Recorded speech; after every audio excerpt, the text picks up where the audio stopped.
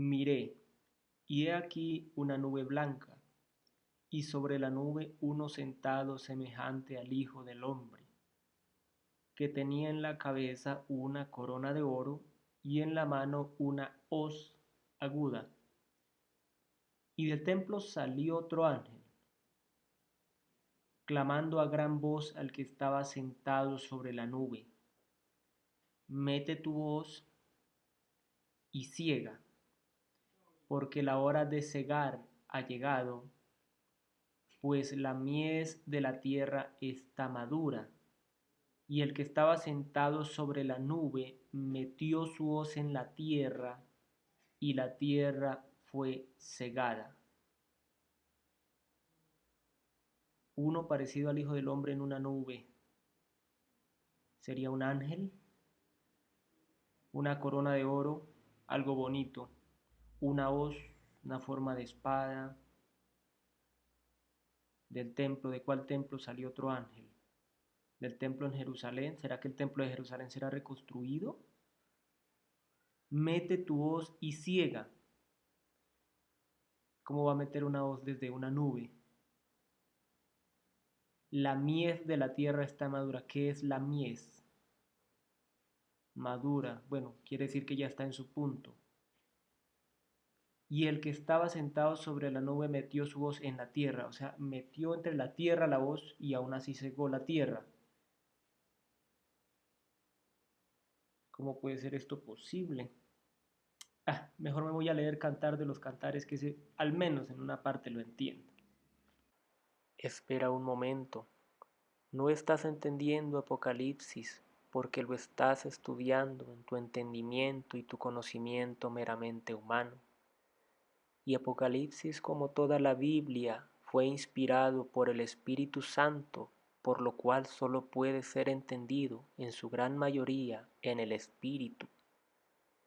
Lee todo el libro, revisa todo el libro y antes de hacerlo, ora a Dios en el nombre de Jesucristo para que el Espíritu Santo te guíe a toda verdad.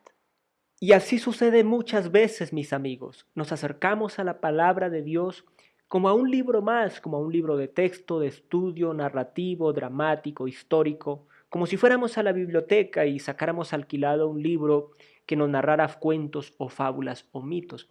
Y no puede ser así, porque la Biblia es precisamente eso, una carta de Dios para nuestra vida. Dios nos la dejó para que sea nuestra edificación, nuestro camino, nuestra enseñanza, y nos muestra el verdadero reposo para este mundo y para el mundo por venir. Cómo librarnos de tantas angustias, cómo vivir en este mundo, cómo educar a nuestros hijos, cómo trabajar nuestro dinero, nuestras finanzas, nuestra tierra, cómo relacionarnos con el medio, con nuestro prójimo, etcétera, etcétera. Pero siempre entendiendo que es un libro de entendimiento espiritual. Porque cuando nos acercamos humanamente y carnalmente, no le vamos a sacar provecho y vamos a desaprovechar el 90% de su escritura. Añadir a todo esto que al ser Apocalipsis un libro de contenido profético, simbólico, es un contenido, por así decirlo, de mayor necesidad espiritual para entenderlo, comprenderlo, y que en vez de darnos miedos, nos dé esperanza, nos dé certeza, nos dé bienaventuranza en lo porvenir. Y eso inicia acercándonos a Apocalipsis a estudiarlo completo, con corazón sincero, con oración delante de Dios. Y si llegas por primera vez o es una de las pocas veces que tocas Apocalipsis y llegas precisamente a este video, hay una lista de reproducción desde el video 1 hasta este, donde he estado tocando el tema de Apocalipsis en este canal de YouTube para que podamos ser edificados. Y agradezco a las pocas personas que lo comparten para que otras personas también su velo de miedo se caiga y sea reemplazado por eso mismo, para algo de esperanza, de confianza y de temor reverente hacia Dios. Gracias también a quienes se han suscrito a lo largo de toda esta enseñanza, quienes han activado su campana de notificaciones. Y sin más que decir, bienvenidos, ya comenzamos.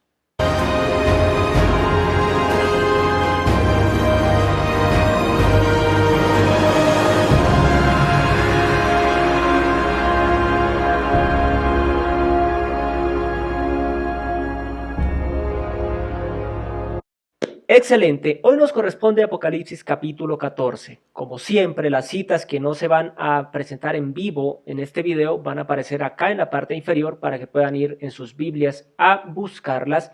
Y si no tienen Biblia, pues en la descripción de este video aparece el link para estudiar en línea a través de YouVersion, las diferentes versiones que aparecen, y también pues para que descarguen la aplicación en su dispositivo móvil si quieren llevar la Biblia consigo e incluso offline. Y vamos a estar pues siempre en la Nueva Traducción Viviente y la Reina Valera de 1960 para algunas excepciones. Así que comenzamos. El título en Nueva Traducción Viviente es El Cordero y los 144,000 y en Reina Valera del 1960 pues El Cántico de los 144,000. Primer versículo. Luego vi al Cordero de pie sobre el monte Sión, y con él había 144,000 que tenían el nombre del Cordero y el de su Padre escrito en la frente. Estuvimos viendo en el capítulo 13 la manifestación del anticristo, del falso profeta. También anterior a este, en el 12, la manifestación de Satanás como aquel dragón escarlata. Y estas imágenes nos traen ahora acá, Apocalipsis 14, que se entiende que es la ubicación ya sobre el final de todo lo que viene siendo Apocalipsis. Pero hay que entender, como lo hablábamos en el video anterior, que Apocalipsis no es estrictamente cronológico, es decir, no lleva un orden establecido de un mayor a menor en toda su estructura, sino que a veces se detiene para mostrar una pausa, para mostrar una imagen, para hacer una aclaración o para atraer la visión del lector sobre algo en específico. A veces saca contenido de adelante y lo lleva porque es necesario que así sea, o de atrás y lo expone para que así se traiga más luz sobre el texto. Y eso es lo que es importante entender, que no es estrictamente en una cronología exacta de tiempo determinado, sí, que ocurre en un mes, luego al siguiente mes, al siguiente mes, al siguiente mes o al siguiente año. No, eso hay que tenerlo claro para no hacernos confusión con Apocalipsis. Entonces aquí aparece el Cordero, es Jesucristo mismo, con eso no hay duda, y los 144,000 son lo mismo, según se entiende, de Apocalipsis capítulo 7, que también está en una clase ya grabada anteriormente, ya hablamos bastante sobre ello. Entonces aquí están de pie en el monte Sión, y esto es importante, porque al estar de pie en el monte Sión, eso significa que en este momento la bestia ya ha sido derrotada, ¿sí?, o acaba de ser derrotada, por lo cual Cristo está sobre el monte Sión con sus 144,000. ¿Sí? Ya se entiende que ellos ya cumplieron su tarea, la cual les fue asignada, porque Dios nunca hace nada en balde. Ellos no fueron sellados en el capítulo 7 para estar sellados y ya. No, ellos fueron sellados para cumplir un propósito a lo largo de la gran tribulación. Entonces acá los vemos que ya están con el Cordero, si ya se reúnen con él, como cuando han cumplido su tarea. Y en los evangelios vemos nosotros esto, especialmente en el evangelio de Lucas. Envía a sus 12 discípulos, les da poder y los envía a predicar el evangelio, y luego se reúne nuevamente con ellos y le dan como un parte de todo lo que hicieron. Luego envía a 70, 72 y estos también cumplen su labor y luego se reúnen con él y le dan también un parte de lo que acaban de hacer. Entonces lo mismo estamos viendo acá. Ya sus 144,000 sellados han cumplido el propósito y ahora se reúnen nuevamente con él. Y vemos algo muy importante, es que en el capítulo 13 anteriormente se hablaba de que había recibido poder la bestia, el anticristo, de luchar contra los santos de Dios y vencerlos. Pero acá vemos que a los 144,000 no les ha pasado nada, porque tenían un sello de protección en sus frentes. Es algo similar o algo que podríamos traer a colación en el tiempo de las plagas en Egipto, que las dinteles de las puertas estaban marcados por la sangre del Cordero, un tipo de Cristo, y que básicamente el ángel de la muerte pasó de largo y no les pasó nada, no les sucedió nada a los que estaban tras esas casas, marcadas los dinteles de las puertas con sangre del Cordero. Así sucede acá, no puede hacerles nada porque están sellados, tienen un sello que evita que restringe que por una razón u otra el anticristo y sus ejércitos no puedan hacerles daño, porque están en la tierra, quiere decir que están vivos, se reúnen con él para dar un parte de lo que han hecho en el mundo. Y vemos que la marca de la bestia, en cambio, sí es como una semejanza, una copia barata de esto, porque también marca en su frente o en su mano derecha, pero pues no cumple ningún propósito de proteger o de esto. Lo único que facilita es el movimiento o el mercado en el mundo, lo cual básicamente lo da hoy en día un permiso, una visa, un documento. Dicho esto, vamos al versículo 2. Y oí un sonido que venía del cielo, era como el rugido de grandes olas del mar o el retumbar de fuertes truenos. Parecía el sonido de muchos arpistas tocando juntos. Versículo 3. Ese gran coro entonaba un nuevo canto maravilloso delante del trono de Dios y delante de los 4 seres vivientes y los 24 ancianos. Nadie podía aprender este canto aparte de los 144,000 que habían sido rescatados de la tierra. Entonces vemos acá que él está en esa visión viendo allí a los 144,000 sobre el monte de Sión, y Sión pues es Jerusalén. Básicamente los montes alrededor de Jerusalén tienen una connotación como decir un municipio, una ciudad hoy en día. Alrededor hay ejidos, eras o terrenos que hacen parte de esa misma ciudad. O sea, la ciudad como tal no es la ciudad, la metrópolis, no, también incluye terrenos externos. Entonces, en el caso de Jerusalén, los montes, especialmente el monte del templo o el monte Moriac, también hace parte de lo que se podría denotar como Jerusalén o en este caso Sión. Bien, para aclarar esa parte. Entonces, se oye ahora este sonido, sí, que viene del cielo, que es algo fuertísimo, porque pues para describirlo como que fuertes olas, quienes hemos estado en el mar sabemos que las olas hacen un ruido bastante fuerte cuando el mar está un poco furioso. Y así es esto, o que parecía también el sonido de muchos arpistas tocando juntos. No sé si quizás hayas estado en una ópera, que el ruido es bastante ensordecedor, bastante envolvente, si es un sonido bastante fuerte. Ahora eso magnificado muchas veces más. Ese gran coro entonces entona un canto maravilloso y lo están entonando delante del trono de Dios y delante de los 4 seres vivientes. Ya los hemos tratado antes, son los querubines y los 24 ancianos que también están en delante del trono de Dios, alrededor del trono, y pues también ocupan un trono cada uno respectivamente. Entonces, solo pueden aprenderse ese canto y entonarlo obviamente los 144,000. Ellos tienen un privilegio y vamos a ver un poco más sobre ello. Versículo 4. Ellos se han mantenido tan puros como vírgenes y son los que siguen al Cordero donde quiera que va. Han sido comprados de entre los pueblos de la tierra como ofrenda especial para Dios y para el Cordero. Cuando dice como vírgenes, sí, algunos textos en griego dicen que no se han contaminado con mujeres, o sea, que no han mantenido relaciones sexuales, pero la palabra griega más usada o en su original no discrimina entre hombres y mujeres. Algunos se inclinan porque solo son hombres, otros dicen que son hombres y mujeres. No podríamos tener la certeza, y la Biblia no nos lo aclara de una manera explícita, si son únicamente hombres o si es una mezcla de hombres y mujeres. Porque recordemos que según la misma palabra de Dios, delante de Él no hay acepción de personas, ¿sí? No hay diferencia entre hombre y mujer, que uno está más arriba, que otro está más abajo. No, cada uno cumple un rol específico que es diferente, cada uno tiene una asignación para este mundo y este tiempo, pero no se discrimina acá que sean solamente hombres. Y recordemos que la Biblia, siempre que habla de un grupo donde hay hombres y mujeres, el género casi siempre es masculino, porque así es el verdadero idioma. Aún en el español nosotros lo hablamos así. Hablamos nosotros, ¿sí? Y estamos hablando de un grupo de hombres y mujeres. ¿Sí? Los niños, y estamos hablando de niños y niñas. Y así sucesivamente, los ciudadanos, y estamos hablando de hombres y mujeres. Entonces podría ser acá, ¿sí? La Biblia no nos lo aclara explícitamente, dejémoslo exactamente así. Lo importante es que se entiende que no han mantenido relaciones sexuales.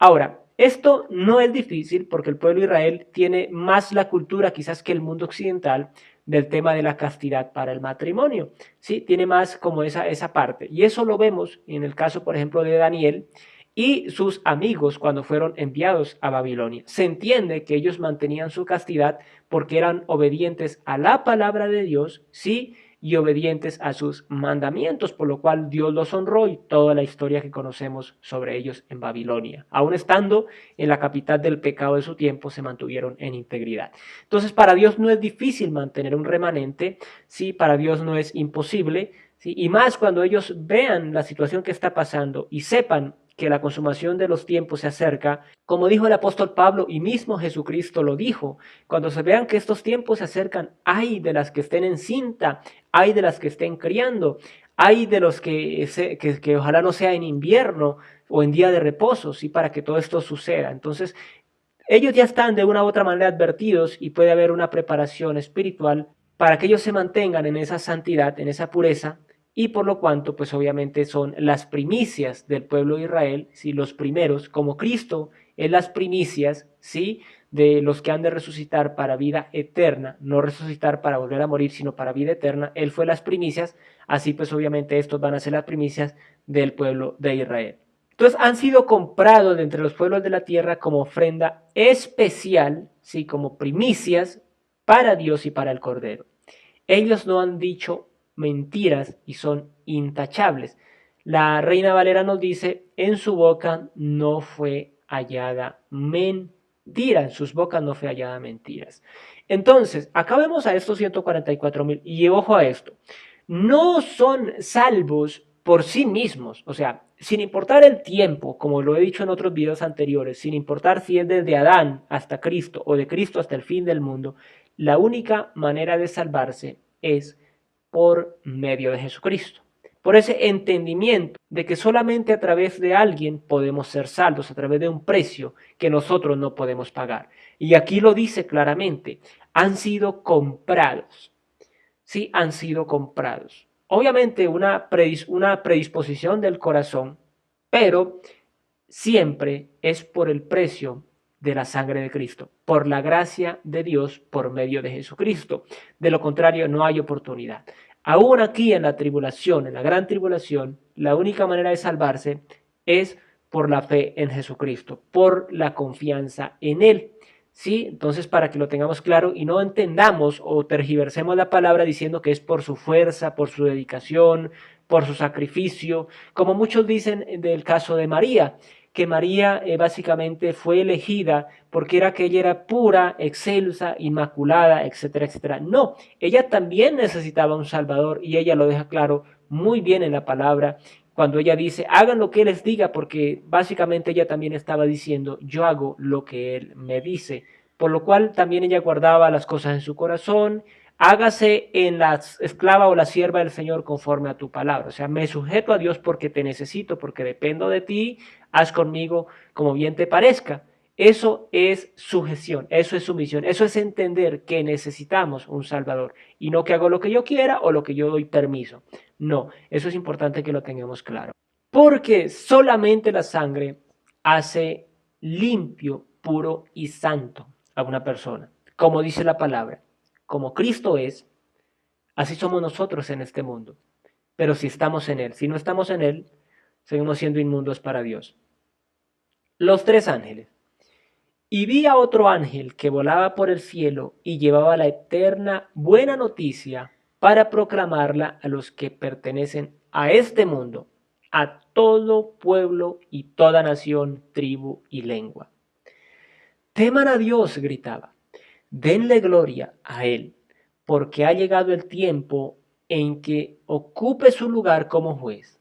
Adoren al que hizo los cielos, la tierra, el mar y todos los manantiales de agua. La Reina Valera nos dice, tenía el evangelio eterno, ¿sí? El evangelio eterno. ¿Nos está hablando de otro tipo de evangelio o de otra situación específica? No. Este ángel está cumpliendo de una u otra manera con lo que habla Mateo 24, que el evangelio debe ser predicado a toda la tierra, a todo el planeta, tribu, pueblo, lengua y nación, y entonces vendrá el fin. Y acá vemos algo literal sucediendo, o sea, no es que se va a enviar como muchos a lo largo de la historia, y esto ya lo he hablado en varios videos anteriores, hay muchos que tratan de ocupar el lugar de las profecías de Apocalipsis, de decir, esto lo relacionamos con el emperador tal, con el rey tal, con el evangelista tal, con el apóstol tal, con el profeta tal, con el erudito tal, con la institución tal, con la empresa tal, con la cadena tal, etcétera, etcétera. Eso ha sucedido desde hace siglos y aún todavía sucede y sucederá hasta el tiempo del fin. Pero aquí está hablando de verdaderamente un ángel que está predicando, porque ya no hay tiempo, o sea, ya no hay tiempo, ya el tiempo ha llegado a su consumación. Entonces, acá está predicándolo, pues se entiende que en todos los idiomas posibles, de manera entendible, porque es un poder espiritual, un poder sobrenatural, ¿sí? Para que toda tribu, pueblo, lengua y nación lo entienda. Ahora, como la humanidad ve lo que está sucediendo y sabemos por los historiadores que todas las tribus, aún las más alejadas del mundo, tienen una cosmovisión de que habrá un fin del mundo. Esto lo vimos en los mayas, esto lo vimos en la Mesopotamia antigua, en el Egipto antiguo. Todas las civilizaciones que han estado sobre la tierra han entendido que de una u otra manera debe haber un juicio, debe haber un final, debe haber, etcétera, etcétera. En sus dioses, en sus mitologías, en lo que sea, siempre lo han considerado así. Entonces, acá vemos que a todos se les va a predicar ese evangelio, pero es un evangelio que lleva la marca de Cristo, que habla de Cristo, la señal de Cristo, de que es Cristo el único Salvador, pero apremia hacia el final. O sea, no es como el mensaje de hoy en día, mira que si quieres arrepentirte, que Cristo pagó por tus pecados, que ta, ta, ta. No, es un evangelio, un mensaje final, ¿sí? Como cuando está para cerrarse la puerta del elevador, o está para partir el tren o el barco del puerto, ¿no? Que se emite una advertencia de que ya está saliendo. O cuando estás en un aeropuerto, que se lanza un último mensaje, pasajeros del vuelo tal y tal, ya está para despegar. Entonces, quiere decir que apresúrese, agárrese, haga lo que tenga que hacer o se quedó. ¿Sí? Eso es muy claro lo que está diciendo acá el ángel. Entonces es algo sobre el fin, sobre el límite de tiempo, y ahí vemos nuevamente la gracia y la misericordia de Dios, que aún en el último momento está dando oportunidad de salvación, para que las tribus, naciones y lenguas teman a Dios, ¿sí? Le den la gloria a Él y entiendan que Él es el juez, que Él es el único y suficiente Salvador y que todo acá es un engaño. Entonces hay que adorarlo a Él, sí, porque Él hizo todo y aún nosotros mismos somos obra de sus manos. Versículo 8. Luego otro ángel le siguió por el cielo mientras gritaba, Babilonia ha caído, cayó esa gran ciudad, porque hizo que todas las naciones del mundo bebieran del vino de su apasionada inmoralidad. La Reina Valera nos dice, porque ha hecho beber a todas las naciones del vino del furor de su fornicación. La palabra acá es porneia, que podría traducirse en muchos tipos de inmoralidad.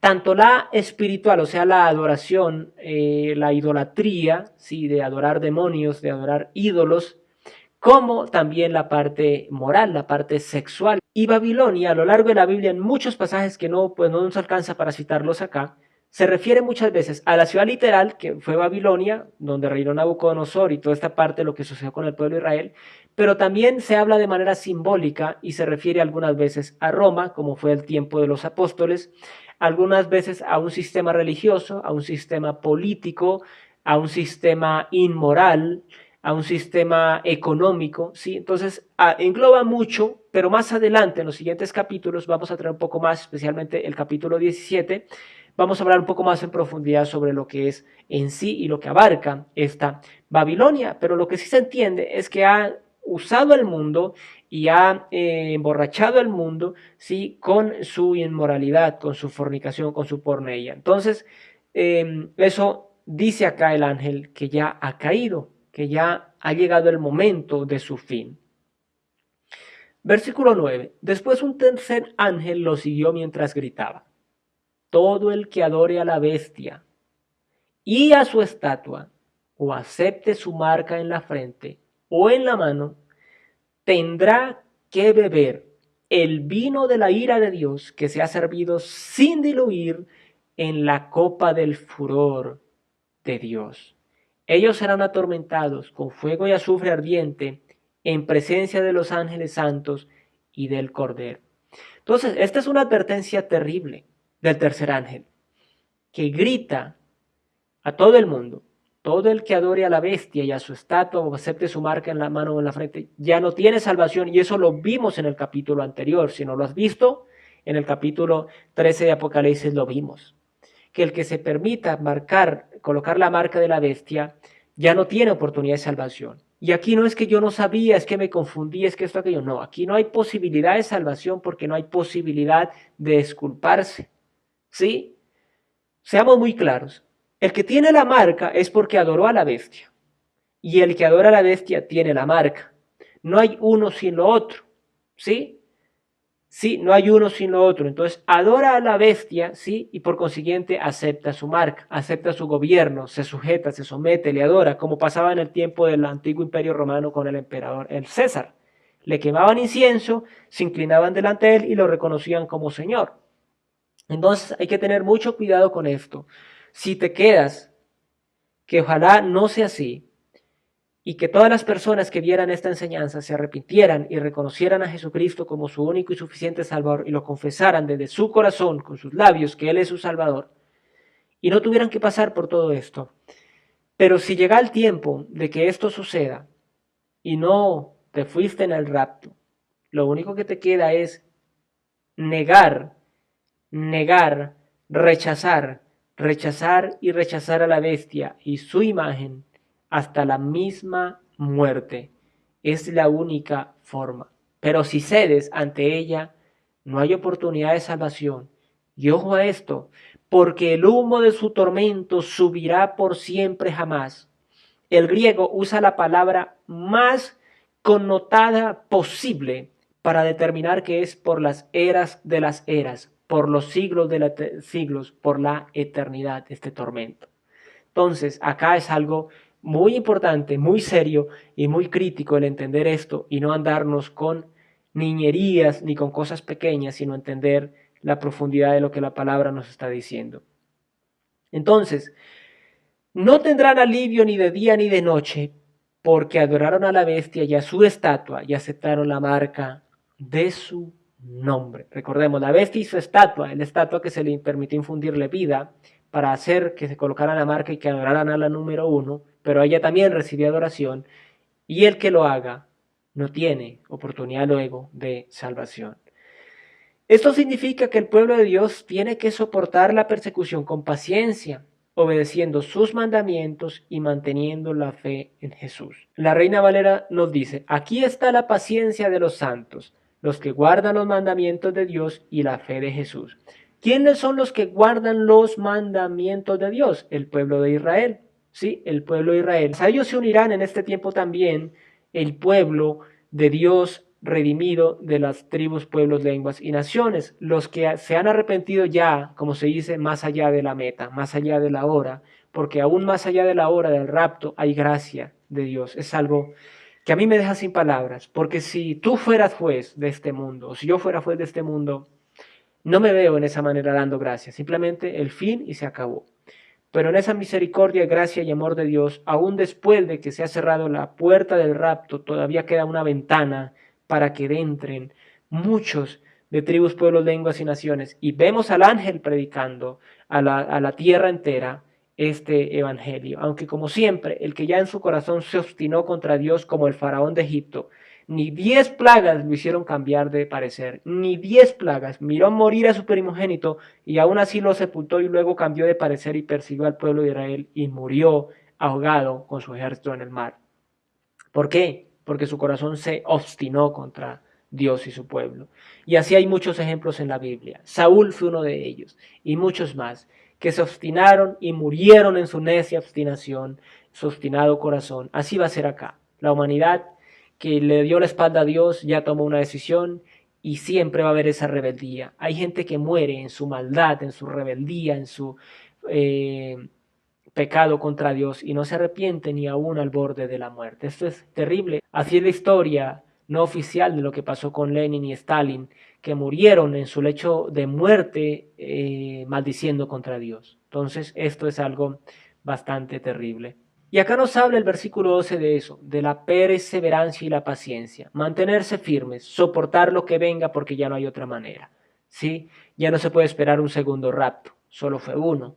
Y aquí la única manera es soportar, escapar, que la bestia no les capture o sus ejércitos y morir, aguantar hambre, pasar frío, dormir en la intemperie durante meses, quizá incluso años, porque recordemos que van a ser 7 años lo que va a ser la tribulación y la gran tribulación, y hasta que llegue el momento ya de que se cumpla esto, de que el Señor Jesucristo venga al Monte de los Olivos, sea derrotada la bestia y pues obviamente comience el reino milenario. Entonces eso es algo muy importante. Manteniendo siempre la fe de Jesús, sabiendo que no solo la ley salva los mandamientos de la ley, sino que es la fe en Cristo Jesús. Y oí una voz del cielo que decía, escribe lo siguiente, benditos, benditos son los de ahora en adelante que mueran en el Señor. El Espíritu dice, sí, ellos son en verdad benditos porque descansarán de su arduo trabajo, pues sus buenas acciones los siguen. Entonces, también habla del tema de las obras. ¿Por qué? Porque en ese tiempo de angustia se van a tener que tender la mano los que estén siendo la resistencia a ese periodo de tiranía y de juicio y confusión.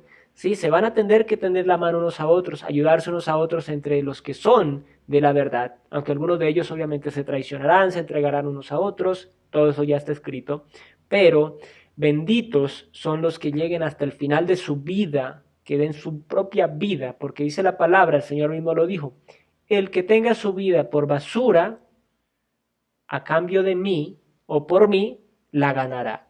Sí, pero el que quiera conservar su vida contra mí, la perderá. Sí, o sea, el que quiera decir, yo prefiero mi vida y no a Cristo, se pierde. Y el que dice, yo prefiero a Cristo y no mi vida, se salva. Sí, se salva. La palabra es muy clara con eso. La cosecha de la tierra, la Reina Valera dice, la tierra es cegada. Y aquí es importante algo. Hemos visto ya varias señales. Vimos la señal del dragón, la señal de la mujer, la bestia, toda esta parte, que no es que así va a aparecer exactamente, sino que representa algo. Entonces acá vemos algo similar. Es una imagen, una señal. Vi una nube blanca y sentado en la nube estaba alguien parecido al Hijo del Hombre.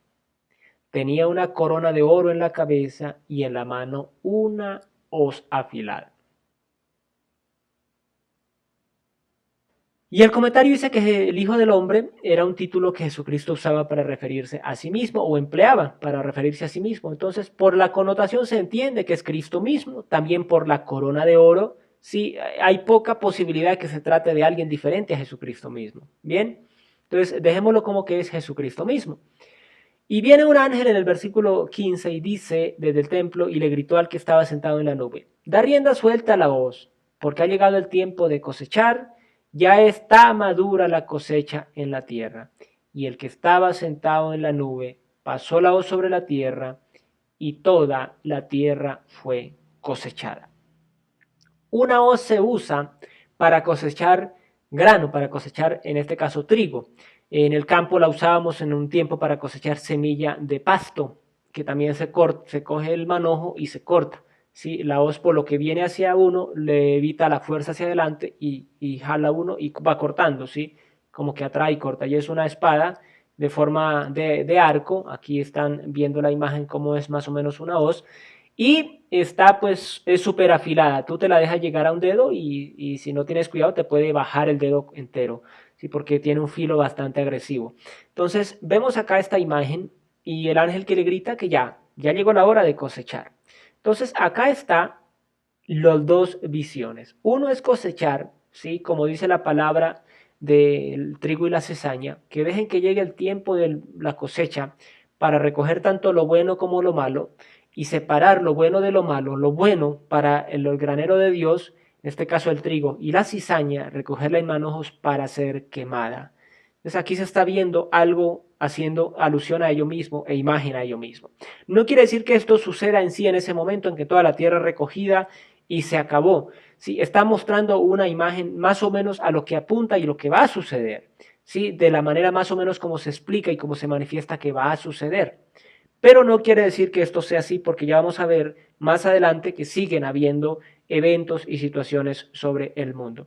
Pero más o menos es así. O sea, si nos ponemos a entender cómo va a ser el tiempo del fin, va a ser prácticamente así. Sí, algunas pequeñas excepciones, pero más o menos a eso apunta.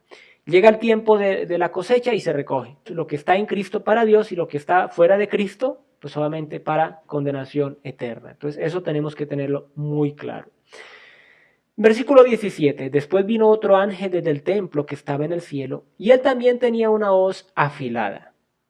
Luego otro ángel que tenía poder para destruir con fuego vino desde el altar y le gritó al ángel que tenía la hoz afilada: pasa ahora tu hoz y junta los racimos de los viñedos de la tierra, porque las uvas ya están maduras para el juicio.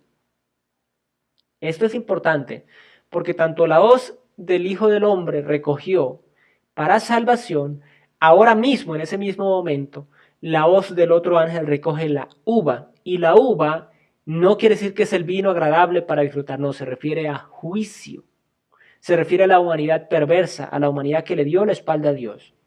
Entonces cosecha esta humanidad. Y la palabra griega, acá donde dice maduras, ¿sí? Acá en esta parte donde dice maduras, básicamente es la palabra para algo que ya se pasó. O sea, como que ya se pasó de maduro, como que ya está casi dañándose. Y así es Dios. Dios no llega y destruye por destruir. Él ve que ya la maldad llegó al colmo, que ya la copa se llenó, ya rebosó la copa de maldad del ser humano. Y entonces ahí sí viene su juicio. Ahí sí viene esta parte del castigo y del juicio sobre esta humanidad.